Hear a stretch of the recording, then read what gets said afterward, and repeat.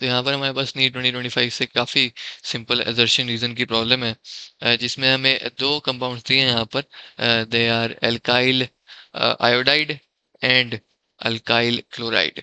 और हमें पूछा गया है कि, और रादर स्टेटमेंट में गिवन है कि alkyl iodide undergoes SN2 reaction faster than alkyl chloride. तो SN2 रिएक्शन बेसिकली क्या होता है? इट इज, अगर मैं इसकी फुल फॉर्म की बोलूँ, it is substitution a nucleophilic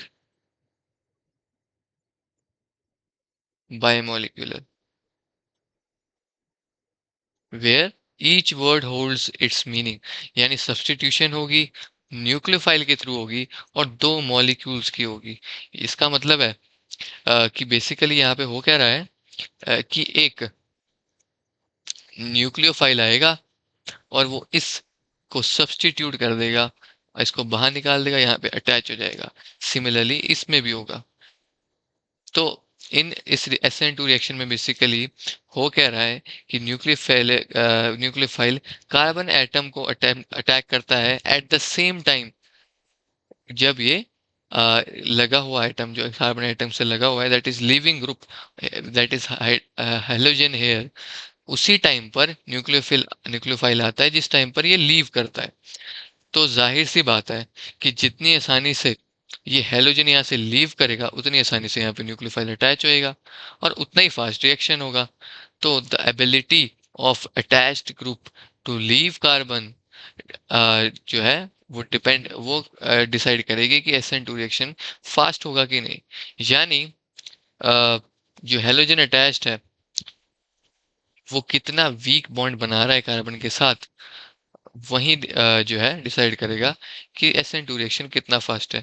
अब हमें पता है कि लीविंग एबिलिटी I नेगेटिव की सबसे ज़्यादा है, Br नेगेटिव की उससे कम, Cl नेगेटिव की उससे कम, और F नेगेटिव की सबसे कम, simply because of their size. I का साइज बहुत बड़ा है, उससे छोटा Br का है, Cl का है, और Fa का है। I का साइज बड़ा होने की वजह से जो CX बॉन्ड लेंथ है, that is Ci in case of I, वो बहुत बढ़ जाती है।